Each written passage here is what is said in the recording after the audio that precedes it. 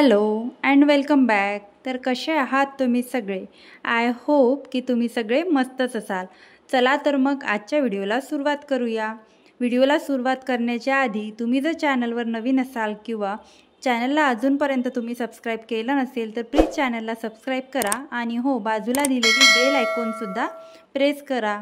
चला तर व्हिडिओला सुरुवात तर झालीच आहे. पूर्ण तुम्हाला जे आहे गॅसचा ओटा तो पूर्ण मेस दिसत असेल, पूर्ण घाणेरडा दिसत असेल तर मला आता स्वच्छच करायचा आहे. तर मी आज जे माझं डेली किचन क्लिनिंग आहे तेच तुमच्याशी शेअर करणार आहे.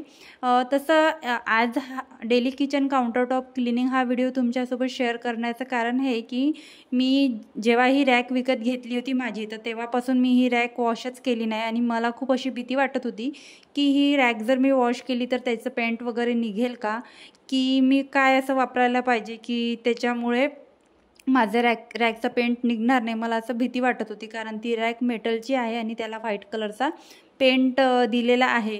जेव्हा मी ती रॅक ऑर्डर केली मेशोवरून, रॅक मी ऑर्डर केली आहे. तुम्हाला त्या रॅकची लिंक वगैरे पाहिजे असेल तर मी डिस्क्रिप्शनमध्ये देईल.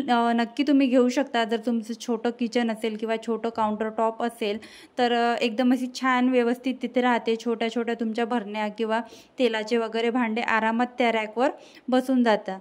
तर सर्वात आधी म्हटलं काउंटर टॉप क्लीन करायचं आहे, रॅक वॉश करायची आहे, तर आधी मी सगळे भांडे आहे ते घासून घेते. कारण आधी जर आपण भांडे घासून घेतले तर बरंचसं काम आपलं होऊन जातं. म्हणजे फक्त एक हात जरी मारला तरी काउंटर टॉप आपलं क्लीन होतं. पण आपण डेली जी आहे मॉर्निंगची किचन क्लिनिंग एकदम व्यवस्थित करत असतो, जेणेकरून आपल्याला परत परत पुसायची गरज पडणार नाही आणि परत कुठे घाणेरडेपणा किंवा चिकटपणा दिसल्यावर आपला मूड ऑफ होणार नाही आपण जेव्हा किचनमध्ये येतो. त्यासाठी तर मी तुम्हाला मी मागे पण कमेंट केली होती की मी बरंच विचार करत आहे की ते रॅक घासू की नको किंवा कशा प्रकारे घासू किंवा कोलगेटनी फक्त पुसून घेऊ. तर असा माझा विचार सुरू होता. तर म्हटलं चला आज मी तुमच्याशी शेअरच करते की मी फायनली कशाने घासली. तर भांडे सगळे घासले आणि बाहेर नेऊन ठेवले आणि चिकट हाताला ती रॅक लागत होती. सगळी क्लिनिंग झाली होती माझी. किचनचे बॅक टू बॅक व्हिडिओ आले, तुम्हाला मी दाखवले, म्हणजे तुमच्याशी शेअर केले. तर काही नाही, एकदम माइल्ड असं लिक्विड सोप घेतलं पाण्यामध्ये डायल्यूट करून कमी प्रमाणामध्ये. आणि हा जो माझा स्पंज आहे, असं वाटलं, मी हा विचार केलाच नाही की माझ्याजवळ स्पंजची घासणी आहे आणि त्याच्या मदतीने मी घासू शकते आणि निरम्यानीसुद्धा मी घासू शकत होती. तर एवढे दिवस काही मी ती घासली नाही. म्हटलं चला आज आपण नेहमीच ते पुसतो, साफ करतो आणि खूप जास्त चिकट झाली होती असं दिसत नाही, पण त्याला असा पूर्ण असा चिकटावा लागला होता. कारण अगदीच गॅसच्या जवळ असल्यामुळे माझ्या काउंटर टॉपवर काही पण मी ठेवलं तर ते खूप असं चिकट होतं. मी वरती ऑर्गनायझर पण तिथे लावला एक शोचं. तर तिथे मी 2 छोट्या छोट्या भरण्या ठेवल्या आहेत, तर त्याचे झाकणं पण असे पूर्ण असे चिकट होऊन जातात. आणि परत इथे माझं वॉटर फिल्टर आहे ते सगळं. तर मी वेळोवेळी क्लिनिंग करतच असते. तर स्पेशली मला ही रॅक वॉश केली हे तुमच्यापर्यंत मला पोचवायचं होतं. म्हणजे तुम्हाला सांगायचं होतं की इझिली माझी रॅक वॉश झाली आणि काहीच मला एफर्ट्स लागले नाही त्याच्यासाठी. आणि मग नंतर मला विचार आला की आपण गरम पाणी किंवा गरम पाण्यामध्ये थोडं व्हिनेगर सोडा किंवा नुसतं गरम पाणी किंवा डिटर्जंटनी पण आपण वॉश करू शकत होतो आणि ते व्यवस्थित साफ झाली असती. काही त्याचा पेंट वगैरे नाही निघाला. रॅक ॲज इट इज होती आणि त्याचा व्हाईट कलर अजून खूप छान दिसत होता वॉश केल्यानंतर. आता मी तुम्हाला पुढे ऑर्गनाईज करून दाखवणारच आहे रॅक वगैरे. तर तुम्ही व्हिडिओ जराही स्किप न करता कंटिन्यू करा. तर इथे मी आता काउंटर टॉप क्लीन करत आहे. तर तुम्ही आता बऱ्याचशा माझ्या व्हिडिओमध्ये बघितलं असेल की मी काउंटर टॉप सकाळच्या वेळेला पूर्ण डीप क्लीन करते. आणि बऱ्याचशा व्हिडिओमध्ये माझं असं पण सांगणं असते की मी ही जी शेगडी आहे लिक्विड सोपने घासते पण मी पुसत नाही. पहिले कोरड्या कपड्याने पूर्ण जे लिक्विड सोप आहे ते पूर्ण पुसून घेते. नंतर मला असं वाटलं की थोडं तरी लिक्विड सोप याच्यामध्ये गॅसच्या शेगडीवर आहे आणि गॅस माझा पांढरट दिसत आहे. कारण काळा असल्यामुळे लवकरच पांढरे धब्बे त्याच्यावर दिसून येतात.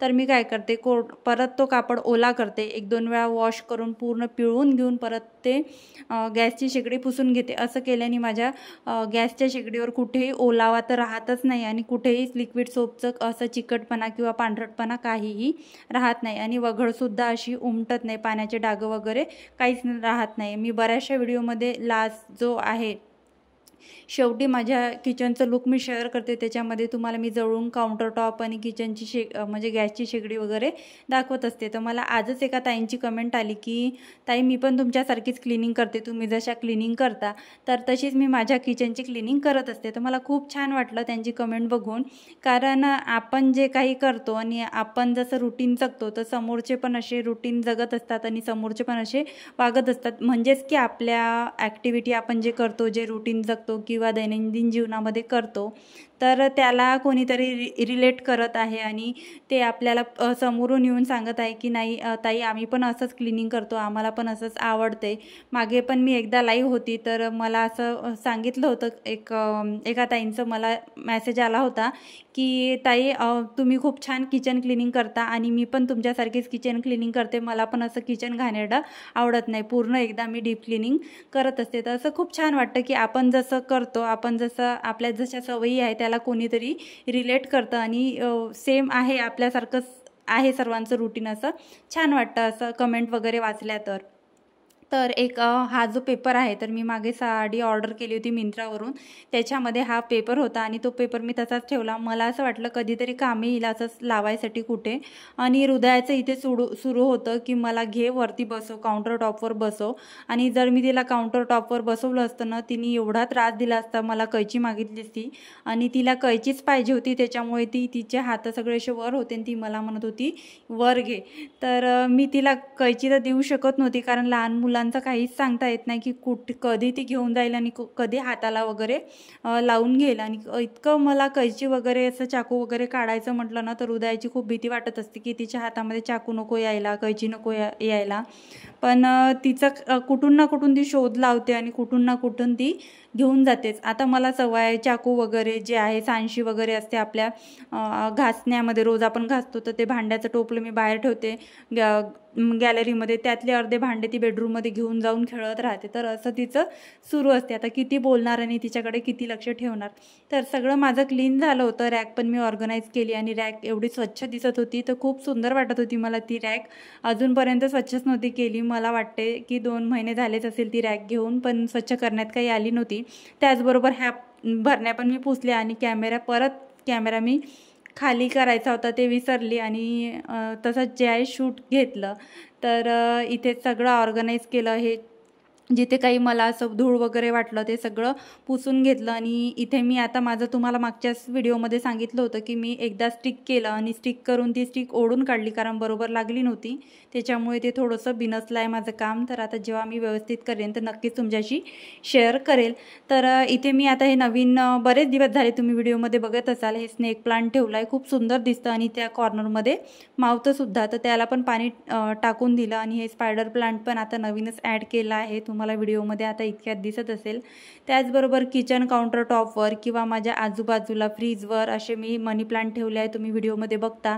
तर एकाच दिवशी सगळे प्लांट धुतले ना आणि सगळे पॉट धुतले तर खूप असं भारी जातं. आणि या प्लांटचं कसं करते मी, हप्त्यातून 2दा याचं पाणी चेंज करत असते. तर मग हप्त्यातून 2दा करायचं म्हटलं आणि एवढे सगळे बॉटलमध्ये मी प्लांट ठेवले आहे घरामध्ये, तर खूप असं काम येतं. तर त्याच्यामुळे काय करतं, ज्या बॉटल्स मला हँडी आहे मी लगेच धुवू शकते, त्या 2 ते 3 दिवसात अशा मी तेव्हाच धुवून टाकत असते. म्हणजे किचन वगैरे क्लीन केलं तेव्हा हे जे मी रॅकवर ठेवते ते, आणि हे आणि एक फिल्टरवर ठेवला आहे आणि एक फ्रीजवर ठेवला आहे, हे पटकन माझं धुवून होऊन जातं. आणि जे काही वरती ठेवलं आहे ते मग मी 1 दिवस घेते आणि ते वरचे पॉट्स काढून क्लीन करून मग ते धुते. मग त्यांचं कसं आहे, त्यांना 5-6 दिवस होतात, कधी कधी 8 दिवस पण होतात. आणि आता उन्हाळा आहे, पाणी लवकर आटल्या जातं झाडांमधलं. तर तुम्ही बघू शकता किचन पूर्ण क्लीन झालं आहे आणि ऑर्गनाईज झाला आहे. स्टँड पण लावून दिले मी आणि सगळे झाडांचे पानं वगैरे जिथे जिथे धूळ होती ती सगळी पुसली, जेणेकरून माझ्या किचनचा फायनल लुक खूप छान येईल. आणि नंतर फक्त माझ्या ह्या ट्रॉल्या पुसायच्या राहिल्या होत्या, नाही पुसल्या तरी होते रोज, पण कसं आहे ना, पुसलं ना, एक हात जरी मारला ना तरी खूप असं बरं वाटते. कारण माझं बराच वेळ मी काय करते, मला लायटर आणि सांडशी काउंटर टॉपवर मी ठेवत नाही, कारण लायटर मी बऱ्याचदा खराब केला आहे, त्याच्यामुळे मी लगेच काम झालं ना तर मी याच्यामध्ये टाकते, ट्रॉलीमध्ये. तर त्याच्यामुळे मग मला हात लावावंच लागतं, घाणेरडे हात होतं त्यामुळे.